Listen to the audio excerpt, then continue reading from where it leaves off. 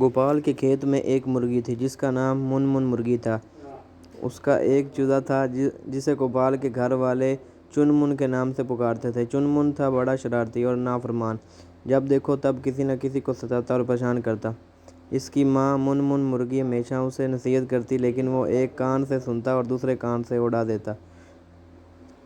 چن من کو کھانے پینے کا بہت شوق تھا، ہمیشہ پیٹ سے زیادہ کھاتا اور پھر تکلیف میں مبتلا ہو جاتا۔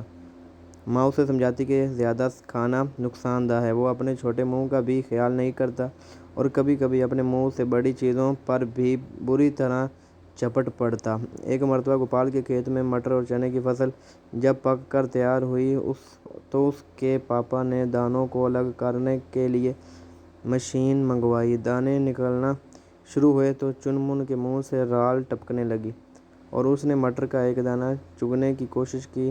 دانہ چکنا ہونے کی وجہ سے چونچ میں تو چلا گیا لیکن منہ چھوٹا ہونے کی وجہ سے وہ اندر جانے کی بجائے پھنس گیا۔ اب تو بیچاری بڑی پریشان ہو گئی، اسے بہت زور کی بھوک اور پیاس لگی تھی۔ اس کی ماں اپنی سہیلی کے یہاں گئی ہوئی تھی، وہ رونے لگی مگر آواز نہیں نکل پا رہی تھی، اس لیے کسی کو سمجھ میں نہ آیا۔ اب وہ اپنے کیے پر پچھتا رہی تھی۔ اگر آپ کو میری آج کی یہ ویڈیو پسند آئی ہے تو ویڈیو کو لائک کریں، چینل کو سبسکرائب کریں۔ شکریہ۔